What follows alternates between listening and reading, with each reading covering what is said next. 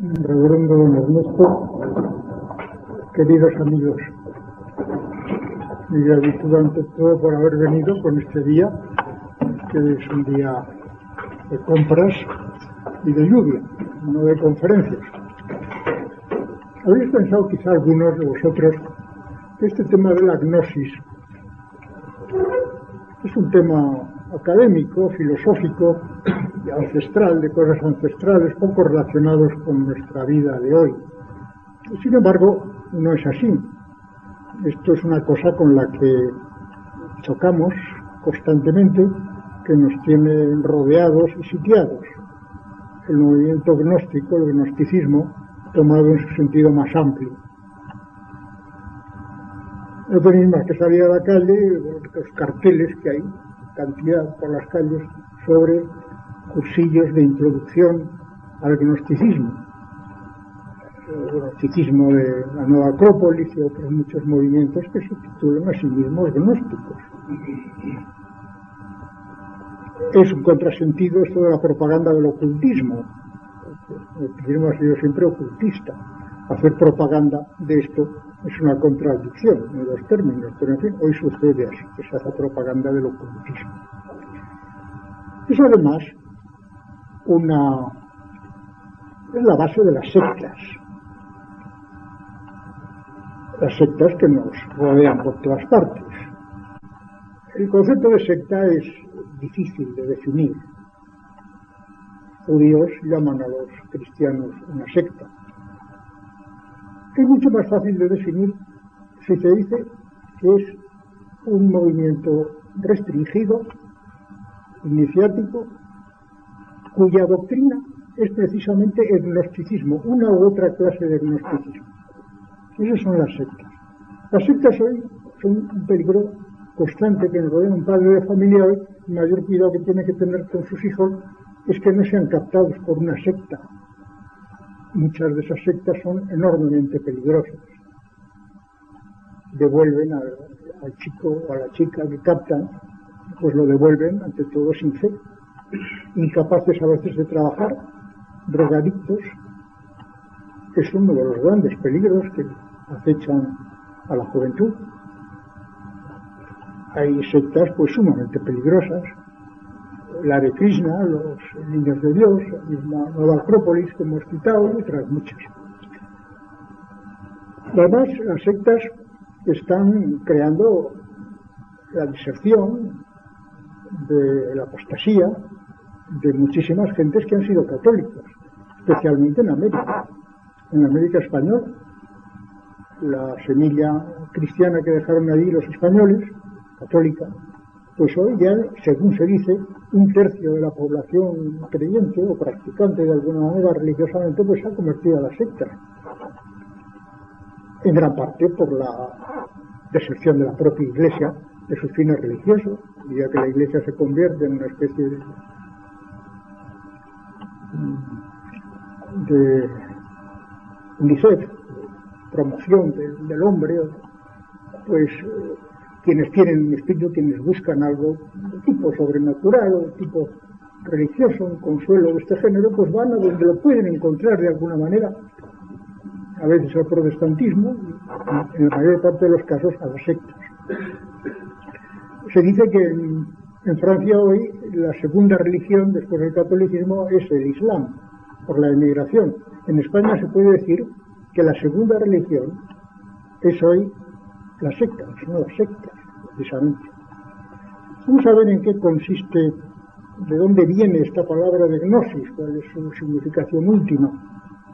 Gnosis, en griego, significa conocimiento. Podríamos decir conocimiento racional o conocimiento puramente humano, y se contrapone esta palabra a pistis, que es la fe. Gnosis y pistis. Podría parecer esta la contraposición también entre ciencia y religión, o razón y fe, pero más bien es de conocimiento natural y de conocimiento sobrenatural. Las cosas que nosotros sabemos o creemos saber, pues lo sabemos por vía natural, es decir, porque lo hemos entendido, porque lo hemos investigado, porque nos lo han dicho, nos lo han presentado, lo recordamos, como algo, quizá aunque no lo entendamos, pero sabemos que es una cosa que se puede entender, que es una cosa puramente natural humana. Y sabemos otras cosas, en cambio, por fe.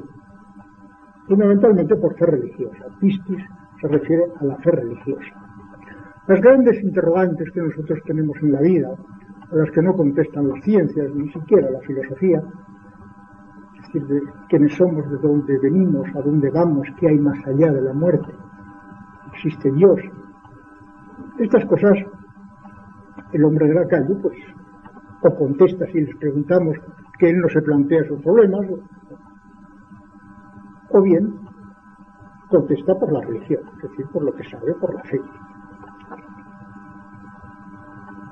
El conocimiento natural y el sobrenatural, diríamos la filosofía y la ciencia por un lado y la teología dogmática por otro, en el cristianismo han estado perfectamente armonizados. Es decir, no son verdades distintas, no son fuentes distintas de saberes distintos, sino que hay unos niveles, es decir, las verdades sobrenaturales están más allá de las naturales, pero no es que exista una frontera entre ellas.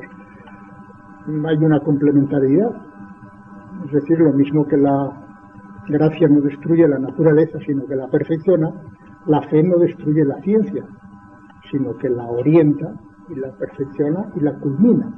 Lo mismo que el universo de estrellas que vemos en la noche, hay estrellas que vemos por la vista, otras estamos en un telescopio, otras ni siquiera con el telescopio, pero no existen paredes en el cielo, es una continuidad. La gnosis, el concepto de gnosis está en la raíz de ese gran movimiento que me he referido, que es el gnosticismo. El gnosticismo es una idea y es una corriente histórica que remonta hasta los orígenes de la humanidad, con este nombre genérico o con otros nombres. El gnosticismo es ante todo la idea de que existe un saber humano, no sobrenatural, sino humano, superior al que podemos obtener a través de nuestras fuerzas, de nuestra ciencia, de la filosofía y de la misma religión. Existe un saber cuyos orígenes varían de unos gnosticismos a otros, pero que se mantiene o se viene a través de la historia por una corriente ocultista, es decir, por una especie de tradición esotérica que llega hasta nuestros días. El origen de esa gnosis, es decir, de ese saber profundo, iniciático, secreto, reservado a unos iniciados que lo han transmitido, pues tiene diversos orígenes según las distintas corrientes gnósticas, que tienen algo en común, pero luego tienen aspectos diferentes tanto en su origen como en su desarrollo. Hay un origen del gnosticismo que está en el hinduismo. Este es más bien panteísta, es decir, aquí lo que se enseña en la introducción al gnosticismo hinduista pues es a negar la individualidad, a negar los deseos, los afectos, las pasiones individuales, a irse desindividualizando y entrañándose en el mundo universo, que es Dios al mismo tiempo para ellos son panteístas. El individuo es como una limitación y su destino es penetrarse con el alma del mundo, con el universo. Esta es la verdadera sabiduría, esta es la gnosis de origen hinduista. Pero hay otra gnosis más occidental, una influencia más antigua en nuestro mundo occidental, que procede más bien de Egipto, del antiguo Egipto, que es la primera civilización de la que tenemos noticias históricas, pero en la cual hay una serie de misterios que los gnósticos pues elevan y fantasean enormemente sobre ellos. Habréis oído hablar muchísimo todo los secretos de las famosas pirámides, los secretos del Nilo. Es decir, para este gnosticismo remoto, vamos a hablar del gnosticismo, primero del gnosticismo remoto, después de un gnosticismo medio, que coincide ya con el principio del cristianismo, y después un gnosticismo moderno, que es el que estamos ahora viviendo y sufriendo. El gnosticismo antiguo, como digo, para la parte occidental en que nosotros vivimos, pues quiere buscar sus orígenes en los misterios egipcios antiguos. Según ellos, he leído muchas veces, en las pirámides hay una serie de misterios que se pueden hoy descubrir y que está ahí entrañada una especie de civilización que existió, mucho más poderosa que la nuestra, mucho más sabia, y en las pirámides pues se pueden encontrar cifras, cantidades, teoremas que se han descubierto mucho más tarde. El diámetro terrestre o el polo magnético, la orientación de las pirámides, se puede deducir del análisis de las pirámides y otras muchas cosas. La misma historia del mundo a través de los corredores de las pirámides. Quieren ver los gnósticos el origen de una sabiduría superior que existió, de un pueblo que desapareció, una civilización que desapareció y que dejó tras de sí una tradición misteriosa, de la cual es heredera el gnosticismo. El Nilo también le dan este mismo carácter. El Nilo, se dice, es un río misterioso que nace de un macizo montañoso en el cual hombres mucho más sabios que nosotros lograron hacer unas obras extraordinarias por las cuales el Nilo es un río que no tiene afluentes y que tiene además esos golpes periódicos que permiten unos cultivos, etcétera. En otro tiempo, según estas teorías, de esa montaña pues salían multitud de ríos que regaban el desierto, que es el desierto del Sáhara, que hoy es el desierto, claro, pero en otro tiempo no lo era. Y todo eso se ha canalizado hacia el Nilo, por lo tanto el Nilo tiene también un testimonio de una civilización muy superior a la nuestra, pero humana, una civilización que existió y desapareció. En los tiempos modernos esos orígenes pues se han querido buscar también, o los gnósticos actuales quieren buscarlo en una visita de unos extraterrestres que dejaron en nuestro mundo pues una serie de conocimientos y de saberes y de testimonios que luego han ido transmitiéndose a través de esa gnosis, es decir, de esa corriente misteriosa e iniciática. El gnosticismo antiguo, el gnosticismo remoto, incide en la civilización griega precisamente con el pitagorismo. La civilización griega era una civilización esencialmente racional. Según la contraposición que hacía Nietzsche, el símbolo de la civilización griega es Apolo, es una civilización apolínea. Es la medida de lo humano, es la claridad racional, lo evidente, lo que caracteriza a la civilización griega a diferencia de otras contemporáneas.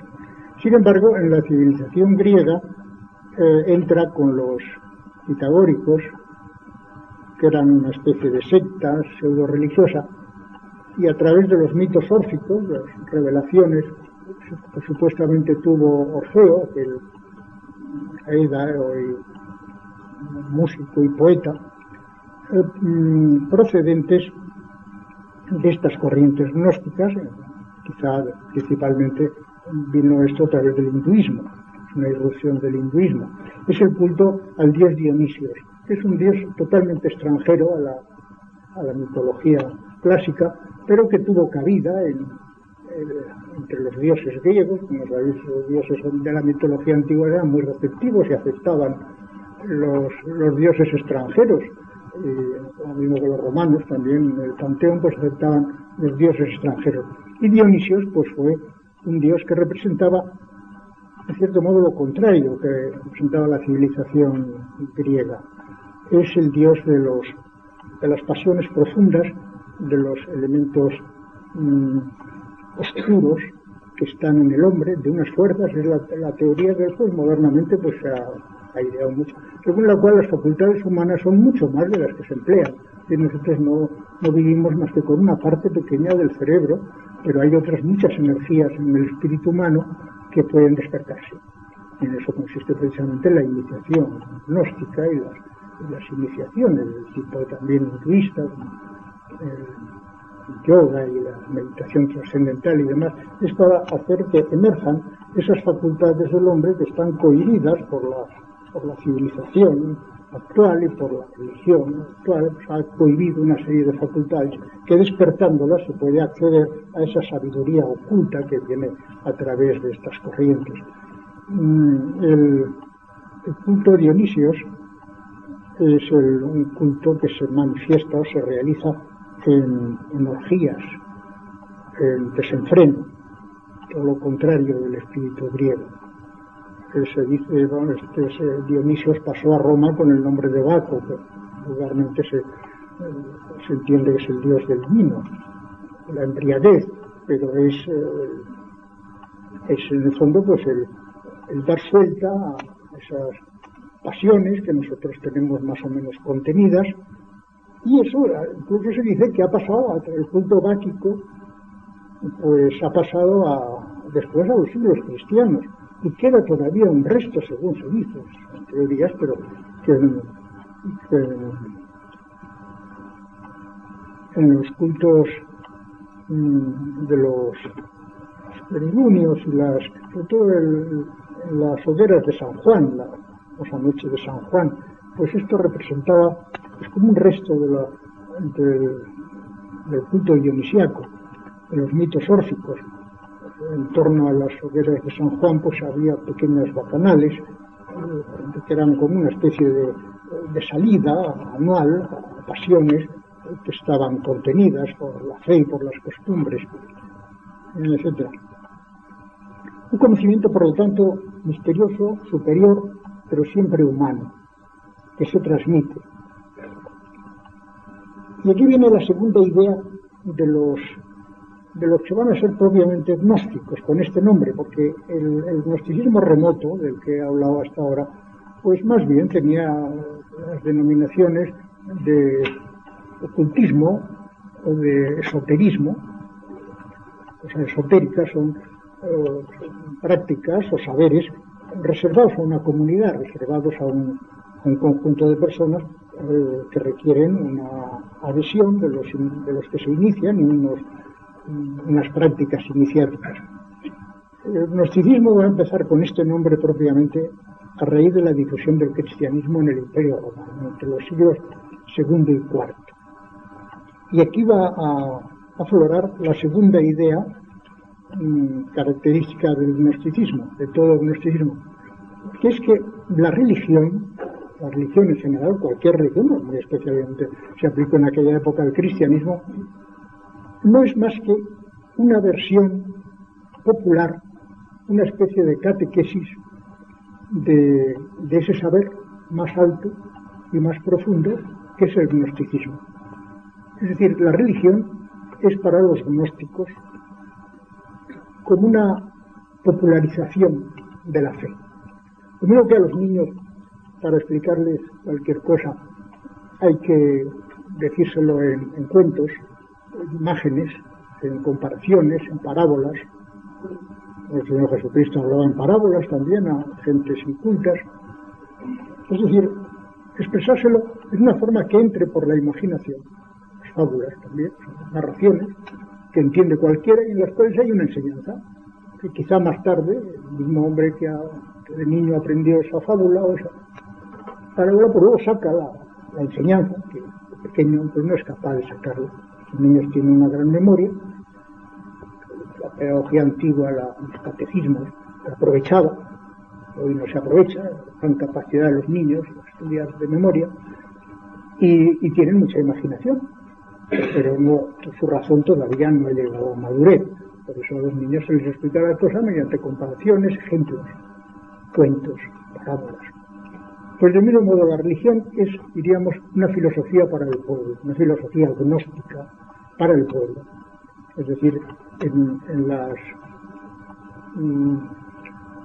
las cosas religiosas, es decir, en las narraciones, los dogmas y las verdades pretendidamente religiosas, según los gnósticos, pues no hay más que una visión popularizada de la sabiduría que ellos poseen. Es una sabiduría para el pueblo, para quien no puede saber más, pero los iniciados se dan cuenta pronto de que eso que ellos creían que eran verdades absolutas, no son más que imágenes de una sabiduría más alta. El gnosticismo este que podemos llamar el gnosticismo medio, que tiene ya el nombre de gnosticismo obviamente tal, surge, como acabo de decir, de la difusión del cristianismo en el Imperio Romano. En el Imperio Romano, en su decadencia ya, se da este fenómeno, que una religión para ellos oriental, bárbara en cierto modo, el pueblo judío era un pueblo sometido al Imperio Romano, como sabéis, y para ellos era un pueblo inferior, ajeno a la civilización suya, que era la civilización grecolatina, es decir, ellos respondían a la tradición griega. Los grecorromanos eran la verdadera civilización, por lo tanto era representado como una especie de humillación el que la religión de un pueblo sometido, de un pueblo oriental para ellos, irrumpiese en el Imperio Romano y no solamente se convirtieran a ella desheredados o gentes humildes o esclavos, sino también patricios, gente cultas, se van convirtiendo al cristianismo, en la medida también en que el paganismo, la religión heredada de los griegos, que llamaban los cristianos paganismo, era la religión de los pagos, o se conservó más bien en los pagos o casas de campo, de ahí el nombre de paganismo que le daban a los cristianos, que la religión mitológica estaba en decadencia entonces, había un gran descreimiento en Roma entre los siglos II y IV, y el cristianismo pues avanzó impetuosamente, como es bien sabido, a pesar de las persecuciones. Entonces va a surgir en el Imperio Romano una reacción defensiva frente al cristianismo y también frente a la religión judaica, que a la sombra del cristianismo pues también se estaba extendiendo. El centro de estos movimientos complejos fue la ciudad de Alejandría. A medida que Roma estaba amenazada, iba perdiendo importancia y el centro cultural, comercial, iba pasando a la ciudad de Alejandría, que fundó Alejandro en el delta del Nilo. Y allí, un gran cruce de civilizaciones y de pueblos distintos, pues es donde tuvo esa expansión los movimientos gnósticos, que son varios, pero que tienen todos esa doble característica que he indicado, la de un saber oculto procedente de un saber antiguo, remoto, muy superior, mantenida a través de una corriente iniciática y oculta, y la de interpretar la religión a su modo, es decir, como una especie de versión popularizada, mitificada. El mito es una visión pues, imaginativa, que habla a la imaginación más que al concepto, una mitificación de ese saber profundo que ellos poseen. Hay varias corrientes gnósticas en ese ambiente alejandrino. Hay una que quiere interpretar al modo gnóstico la religión pagana. Esta es una reacción, digamos así, completa del paganismo frente al cristianismo, porque quieren reivindicar no solamente una sabiduría oculta que ellos poseen, que los cristianos no poseen, sino además afirmar que la religión de ellos, es decir, la mitología, es una popularización de esa sabiduría. Es decir, quieren reivindicar, dar contenido profundo y filosófico a una religión que en su origen pues no era más que unas luchas, una simbolización de las fuerzas naturales, una religión en su origen completamente primitiva, muy embellecida por la literatura y por el arte, pero una religión primitiva. Entonces estos autores, principalmente el más importante es Plotino, quieren reivindicar el paganismo, la mitología, frente al cristianismo, pero poniéndolo al servicio de esta especie de filosofía extraña que ellos quieren asimilar a la filosofía de Platón. Para ellos se llama este movimiento neoplatonismo. Ellos afirman que la verdadera sabiduría la tuvo Platón en la antigüedad, maestro de toda la cultura grecolatina. Hacen de Platón una interpretación con la cual no estaría conforme el propio Platón. Han pasado ya muchos siglos, o 6 siglos de Platón. Entonces ellos hacen una especie de panteísmo emanatista, interpretando a su modo la filosofía platónica. Según ellos, Plotino y estos autores, en los confines del ser existe una unidad primigenia de la que no se puede saber nada más que existe. Eso es lo que ellos llaman el uno, o la suprema unidad. Una especie de Dios, podríamos decir, de Dios puramente filosófico, que va creando las cosas, va formando las cosas por emanación de su propia sustancia. Y así en distintos niveles o hipóstasis. Del uno nace el verbo, especie de duplicación del ser, el logos. El logos, a su vez, radia como la luz a través del prisma o de la lluvia, en distintos colores, pues emana en las distintas ideas, que son los arquetipos de las cosas. Después vendrán las almas, que viven en las ideas. Después las cosas mismas, que están impregnadas de idea, pero que son ya materiales. Y por último la materia, que es la última degradación del ser. A este movimiento descendente sigue un movimiento ascendente. La materia aspira a ser cosa, es decir, a informarse. Las cosas tienden a ser conocidas por el alma, y las almas a conocer las ideas de las cosas, y las ideas a reproducir el verbo, y el verbo a reflejar al uno. Este movimiento emanatista descendente y de aspiración ascendente, para ellos es la suprema sabiduría. Y la filosofía mitológica o la religión mitológica no es más que una versión popularizada de esta sabiduría que ellos han creído captar en Platón y en la sabiduría remota del gnosticismo, es decir, de la tradición que viene de los tiempos remotos de Egipto. Hay otro gnosticismo, que es el que realmente nos interesa, que hace esto mismo con el cristianismo. Es decir, supone que las verdades cristianas no son más que una popularización, una versión popular de esta sabiduría. Y entonces identifican al verbo con Cristo. Cristo es una de las emanaciones del uno. Los gnósticos no son cristianos, sino que son paganos que interpretan el cristianismo en su provecho. Que vienen a decir, eso que vosotros creéis y por lo que morís incluso, pues no es más que una versión popularizada de un hombre sabio, eminente, que fue el Cristo, y que explicó estas cosas pues para el pueblo, pero la verdadera sabiduría es la nuestra, eso no son más que narraciones o parábolas. El gnosticismo, sin embargo, influye dentro del cristianismo y va a dar lugar a la primera gran herejía de la historia del cristianismo, que es precisamente el arrianismo. ¿Sabéis? La cristiandad en un tiempo determinado fue más arriana que católica. Hubo un momento en que hubo más obispos arrianos en la cristiandad que católicos.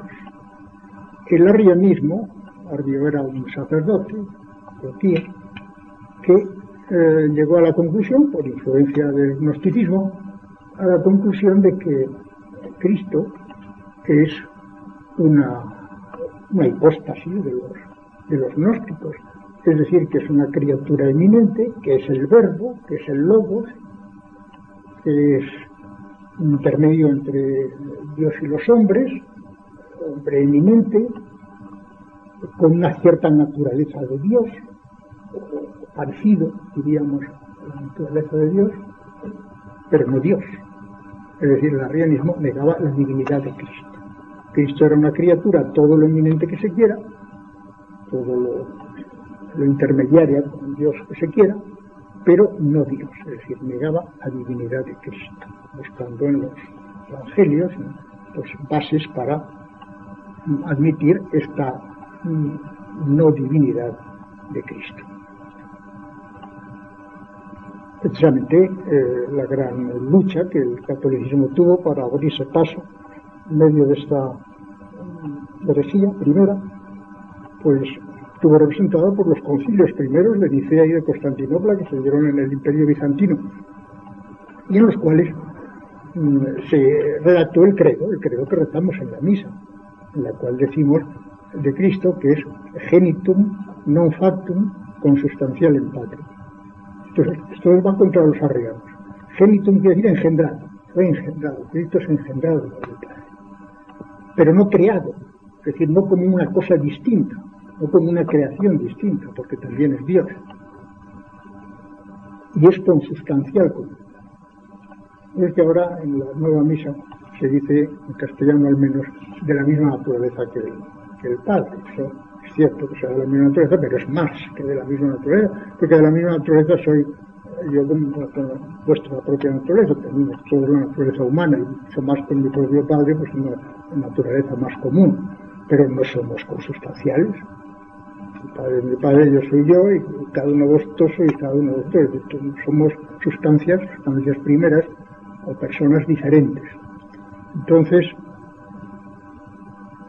los arrianos podían admitir que era de la misma naturaleza o una naturaleza semejante.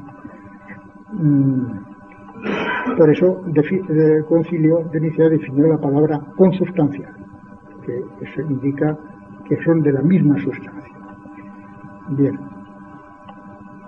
los bárbaros que entraron, hermanos que entraron en España, como sabéis perfectamente, que fueron los visigodos, fueron cristianizados antes de venir a España por obispos arrianos, y cuando llegaron aquí eran arrianos. Milagrosamente, Recaredo, en el Concilio de Toledo, se convirtió al catolicismo, y desde entonces, desde aquella remota fecha, época de San Isidoro, San Leandro, pues España, es decir, se unió, los invasores, en la religión se unió con la población hispano-romana, que era católica. Y desde entonces en España ha existido la unidad católica. España ha sido un país, por ejemplo, no hemos tenido nunca problema, yo con los hijos, para casarse. En otros países, en Francia mismo, pues tu novio es católico o es protestante. Sabemos, hay una gran dificultad eso.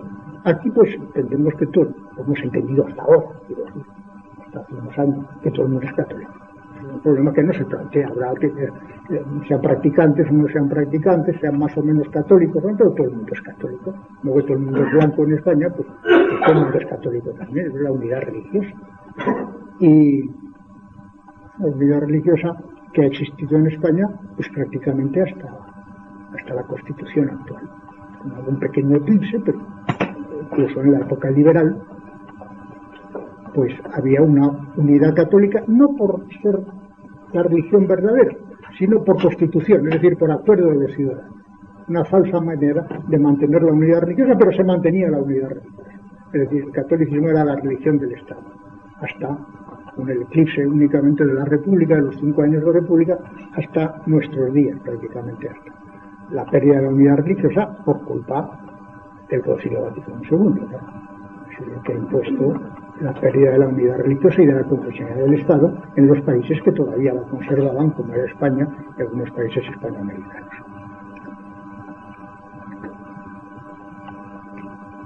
El arrianismo, que fue el último eslabón del gnosticismo, la influencia del gnosticismo sobre el cristianismo, aunque milagrosamente desapareció,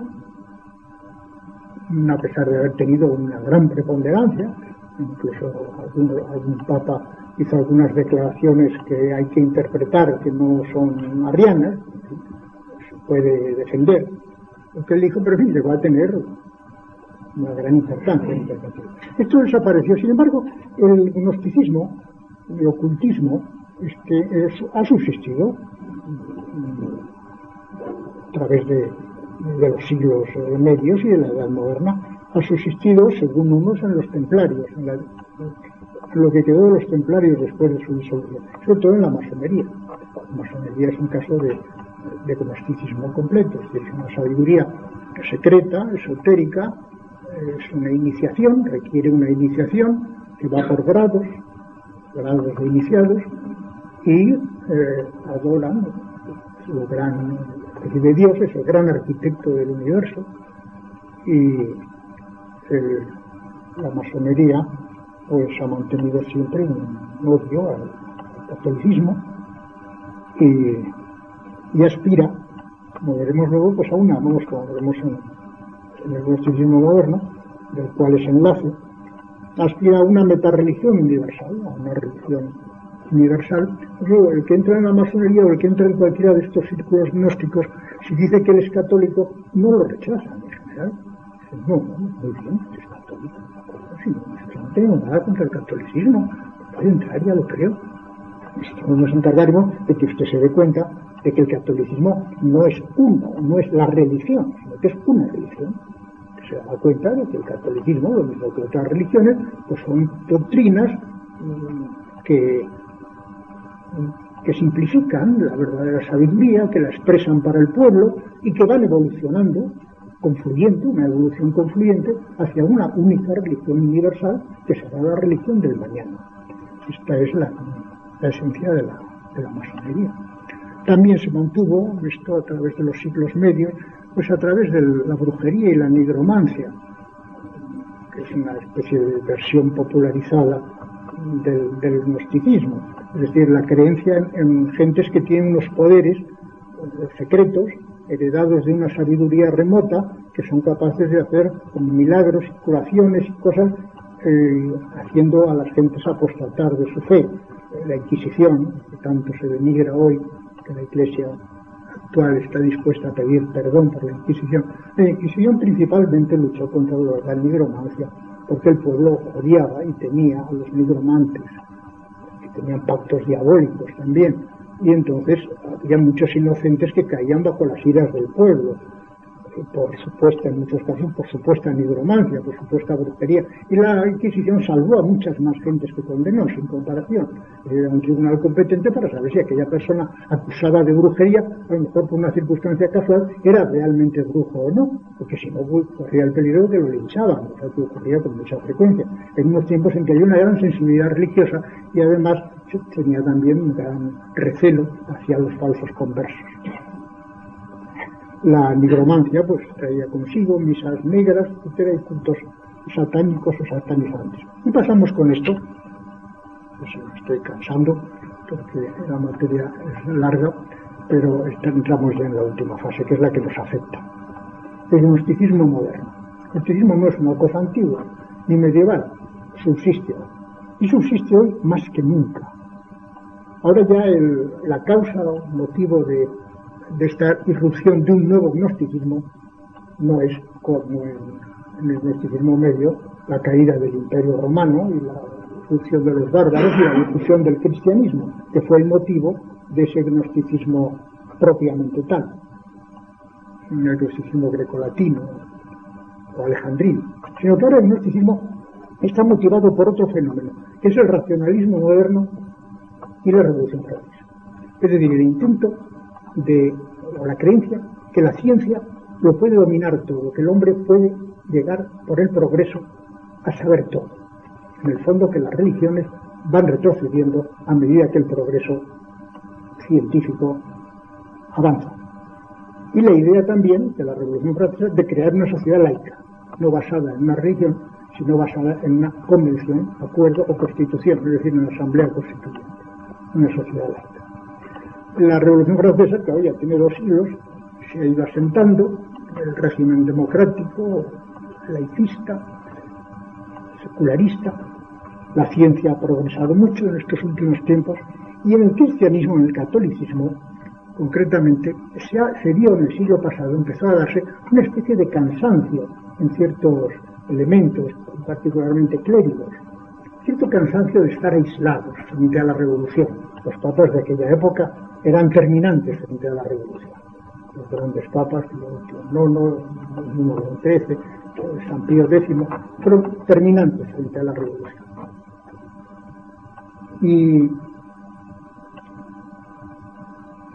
hubo ciertos clérigos, el más principal de aquella primera época del siglo XIX fue el clérigo francés Félicité de Lamennais, que concibieron la idea de que la Revolución Francesa y los ideales revolucionarios no eran opuestos al cristianismo, sino que eran creaciones criptocristianas, es decir, creaciones cristianas sin saberlo.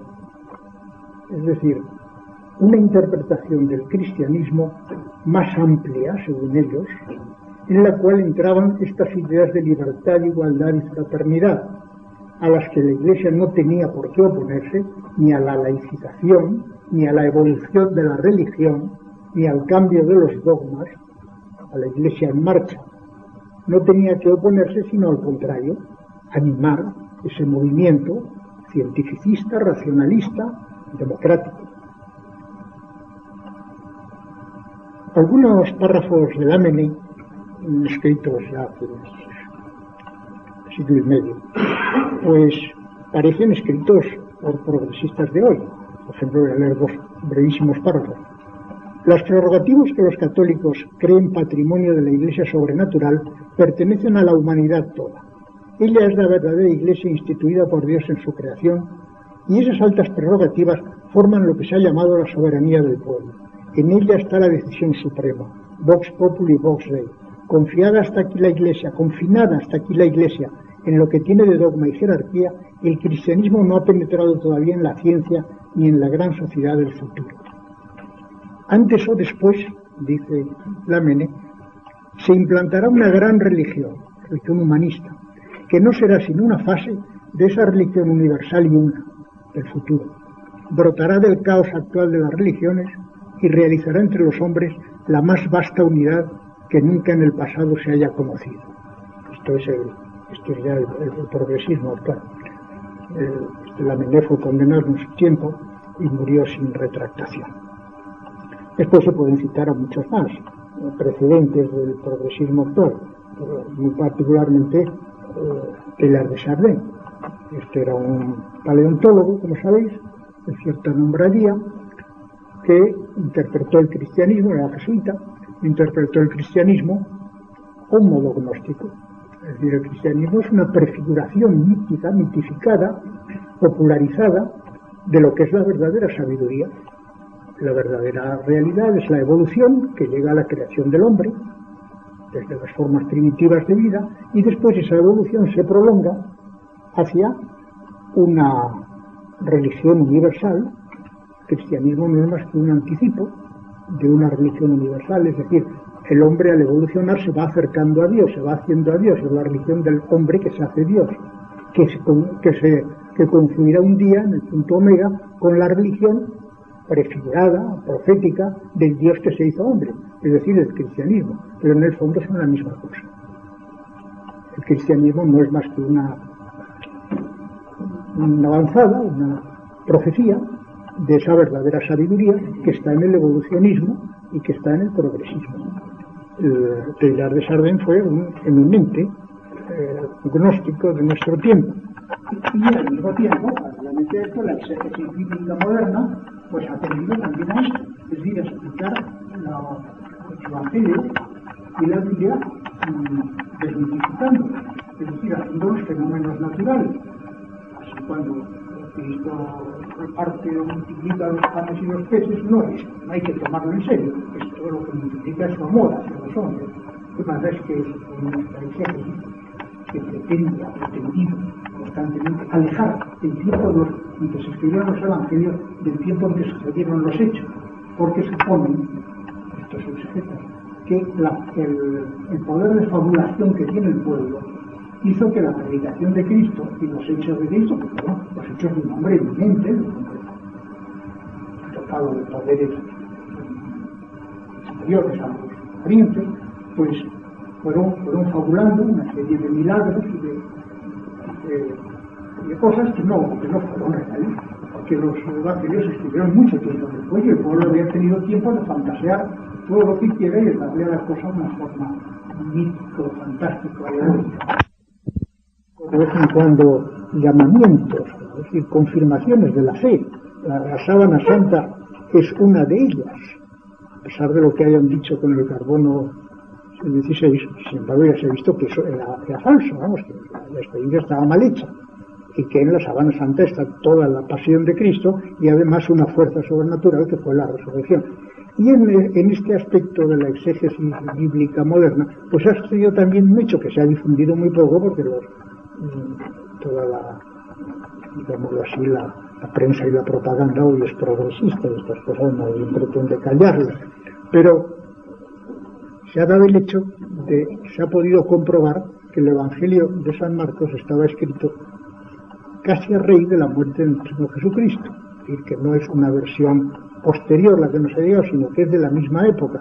Esto ha venido a averiguarse, como sabéis, muchos de vosotros, por las célebres cuevas de Qumran, que fueron descubiertos hace unos años en las orillas del Mar Muerto, y que era unos lugares de reunión de los esenios, que eran unos judíos ortodoxos y practicantes, los más devotos entre los judíos, digamos así. Y estas cuevas se cerraron y se sellaron cuando la invasión romana de Vespasiano, que destruyó Jerusalén en el año 64, por lo tanto. Y ahí se creía que no había más documentos que del Antiguo Testamento. Y sin embargo, un jesuita español de apellido irlandés, el padre O'Callaghan, jesuita español, pues pudo encontrar un fragmento del Evangelio de San Marcos, que allí estaba, y ha podido identificarlo. Es decir, que en la cueva séptima de Qumran, es decir, que aquellos hombres, antes del año 64, años antes probablemente, manejaban ya los evangelios que nosotros conocemos. Es decir, que fueron escritos, que esto murió en el año 33, supongamos, pues fueron escritos a raíz cuando estaban vivos todavía todas las gentes que habían visto aquello y que lo habían vivido. No es ya otra generación, sino que es la misma generación. No podían mentir, por lo tanto, los evangelios. No podían mentir, aunque sea con buena intención, fantaseando.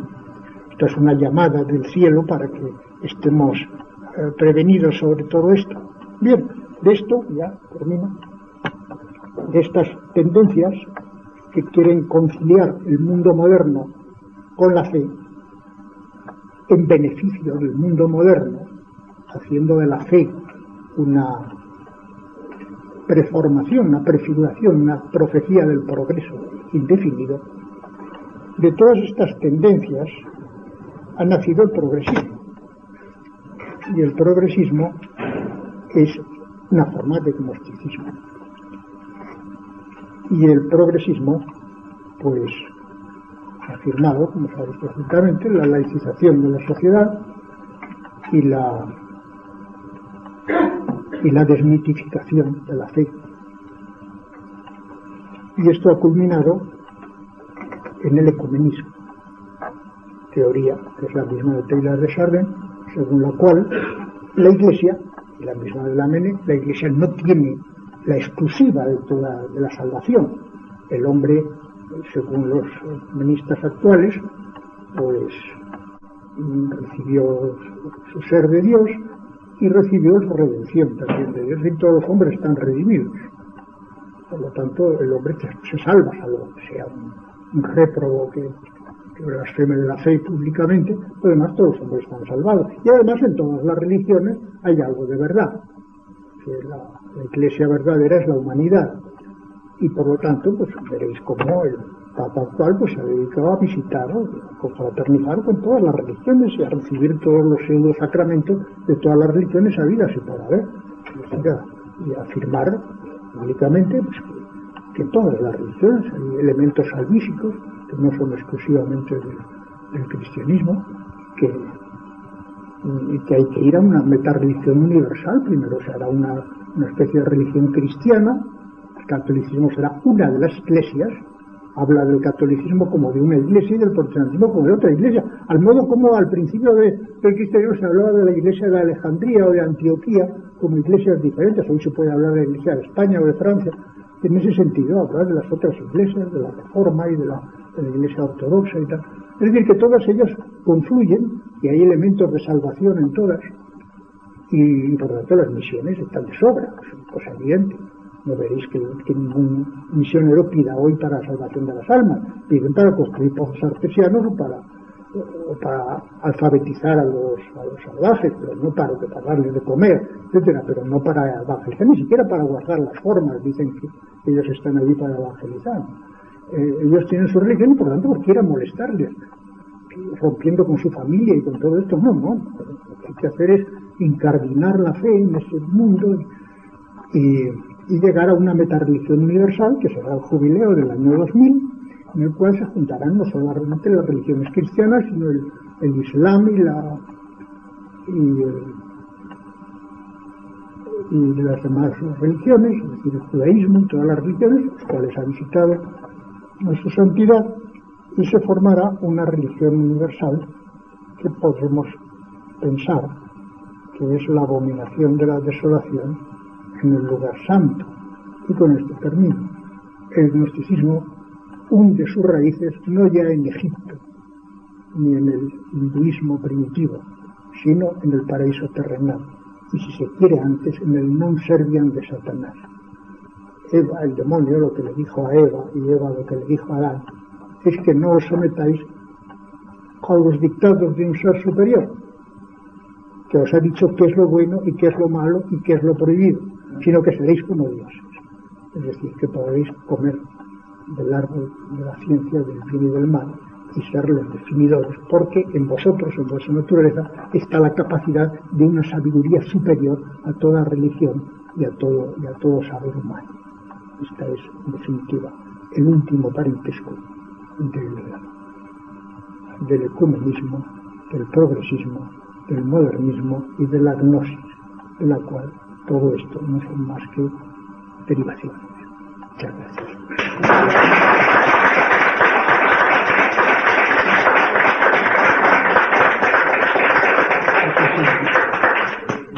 Si alguien quiere preguntar algo, pienso que será demasiado tarde, quizás.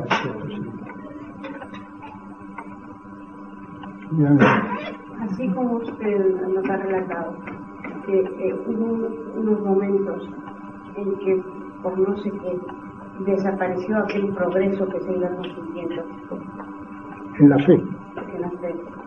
De repente, pues, según he entendido, esto va hacia atrás. O sea, no se llega a confirmar la destrucción de la fe. Ya no hay conversiones al catolicismo, prácticamente, y hay deserciones. Me gustaría saber su opinión en la actualidad, si podemos tener, bueno, sobrenaturalmente sí, porque las fuerzas del infierno no prevalecerán contra ella, pero casi darían ganas de tener una cierta certeza de que puede ocurrir otra vez esa recesión de todas estas... Pues sí, tú mismo has dado la respuesta. Las puertas del infierno no prevalecerán. Es decir, ha habido momentos, precisamente es lo que yo he querido indicar, ha habido momentos en la Iglesia, en la historia de la Iglesia, de gran oscurecimiento de la fe. Momentos en que parecía que aquello peligraba totalmente. La barca de Pedro pues ha pasado por un mundo proceloso de toda clase. El arrianismo que he citado yo pues ha sido el momento de mayor peligro para la fe, porque hubo momentos en que se podía pensar en el cristianismo, predominará el arrianismo, es decir, se oscurecerá la idea de que Cristo es Dios y sustituida por una idea que parece más lógica, de que Cristo es un hombre eminente, que Cristo es un mediador, que Cristo es un enviado, que Cristo, si se quiere, un instrumento de redención, pero no Dios. Para los paganos, la máxima aberración del cristianismo era suponer que un hombre es Dios. Eso era para ellos lo que llamaban insania crucis, es decir, la locura de la fe. No, pues eso va a ser lo que va a predominar. Y sin embargo, milagrosamente, pues todo aquello se disolvió. Y de pronto, pues lo mismo que pasó en España, con Recaredo y con el Concilio de Toledo, pues pasó en los demás sitios. Y el arrianismo desapareció, milagrosamente. Y el progresismo llegará un momento en que desaparecerá también. ¿Cómo? Pues yo no lo sé.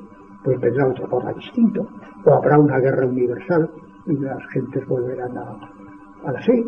O culminará, será esto ya la abominación de la desolación en el lugar santo, y cuando se reúnan en el Sinaí todos para concelebrar con los moros y con los judíos y con todos una gran bacanal pseudo religiosa, caerá un rayo del cielo que les hará comprender lo que están haciendo. Yo no sé lo que pasará porque yo no soy profeta, ¿no? Ahora lo que sé es que algo pasará, ¿no? El cristianismo se ha extinguido, la iglesia de alguna manera subsiste, como dicen ellos. Los progresistas dicen que la iglesia de Cristo subsiste en el catolicismo, como cualquier, no que es el catolicismo, ellos dicen que subsiste, diciendo que también subsiste en la Reforma y también subsiste en los ortodoxos griegos. Pues no, la iglesia no se subsiste, sino que continúa siendo, y llegará hasta el final de los tiempos. Estamos quizá en lo más negro de la noche, pero también se dice que empieza a amanecer en lo más negro de la noche. Yo tengo entendido que el Papa Actual del anterior, creo que el Papa Actual en un momento dado dijo que la práctica por parte de los cristianos de cualquier técnica oriental, por parte del yoga, era realmente peligroso para la fe, ¿no? leído la noche. Y también tengo entendido, por algunos libros que he visto y que he pasado, que hay algunos jesuitas, como lo menciona muy bien, que pretenden conciliar o hacer válido una cierta persistencia entre su supuesto cristianismo católico y ciertas influencias del hinduismo. Yo pregunto, ¿es que esos jesuitas, creo que uno de ellos se llama Antonio Melo o así, jamás han sido censurados, recriminados ni excomulgados por parte del Vaticano? Es decir, el Vaticano actualmente, en los últimos 20 años, después de haber, digamos, hostilizado al Señor de Febre, jamás ha vuelto a criticar a ningún alto jerarca de la Iglesia, médico. Nunca jamás. Por razones de fe o de algunas cosas así muy excesivas de la teología de la liberación y algunas cosas así, sobre todo las que chocan más directamente con el poder del papado, pues sí, ha hecho algún monitum, alguna advertencia, o le ha quitado a un profesor de una universidad de explicar en esa universidad durante un curso sanciones ridículas que además le dan más prestigio entre sus cofrades. O sea que no, la Iglesia actualmente no solamente no condena estas cosas, sino que más bien las anima. Esa es la situación de desgracia, es esa. Y estas prácticas del yoga y del zen y todas estas cosas, pues quieren utilizarlas como si fueran unos medios para ayudar a la meditación y a la mística, pues son medios muy peligrosos, porque llevan hacia el panteísmo hinduista y hacia el gnosticismo. O sea que son cosas desaconsejables. Una persona muy formada pues puede quizá utilizar algunas prácticas de tipo físico, pero son desaconsejables porque van unidas a una catequesis totalmente hinduista y panteísta. He olvidado leeros unas frases muy breves, pero que son la culminación de esto que estoy diciendo, es decir, del gnosticismo actual, que son las palabras del Papa Pablo VI en el final del concilio, es decir, en la clausura del concilio, y que son estremecedoras. En otro tiempo, estas cosas hubiera saltado el mundo, si el mundo fuera cristiano, que ya es muy poco cristiano, pero vamos, son unas palabras realmente estremecedoras. Pablo VI, ante el concilio ya terminado, dijo, entre otras cosas, lo siguiente: la Iglesia del concilio, es cierto, se ha ocupado mucho del hombre tal como es en realidad, tal como se presenta en nuestra época, el hombre vivo, el hombre enteramente ocupado de sí, el hombre que se hace no solamente el centro de lo que le interesa, sino que se atreve a pretender el principio y la última razón de toda realidad. El humanismo laico y profano, en fin, apareció en su terrible magnitud y en cierto modo ha desafiado al concilio. La religión de Dios que se hace hombre se ha encontrado con la religión, porque lo es, del hombre que se hace Dios, es decir, la religión cristiana revelada con la religión del progreso, del hombre capaz de hacerse Dios, es decir, de alcanzar la omnisciencia. ¿Qué ha sucedido? Dice el Papa. Un choque, una lucha, un anatema podía haber ocurrido, pero no tuvo lugar nada de ello. La vieja historia del samaritano ha sido el modelo de la espiritualidad del concilio.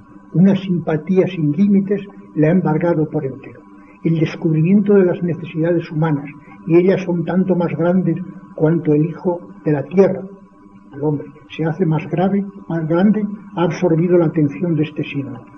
Reconocedle al menos este mérito, vosotros, humanistas modernos, que renunciáis a la trascendencia de las cosas supremas, y que renunciáis a Dios, y sabéis reconocer nuestro nuevo humanismo. Nosotros también, nosotros más que nadie, tenemos el culto del hombre. Esto ha sido dicho públicamente, estas son las últimas palabras del concilio. Sí, es el culto al hombre. Yo oí a una persona para mí muy querida, ella murió hace años, una mujer, frente a mí, muy entendida en cosas de la Iglesia, que había hecho una cultura religiosa. Me dijo cuando yo tenía 9 años, por ejemplo, me dijo: Sí, yo he leído, yo sé, que la idolatría de los últimos tiempos será el que el hombre se adorará a sí mismo. Pues es que eso, ¿no? Como un despropósito. El hombre se adore a sí mismo, parece un despropósito. No sé dónde lo sacarían, dónde lo leerían. Pero ahora lo comprendemos todos. Es el culto al hombre. Y el culto al hombre canonizado por el propio pontífice. Algo más.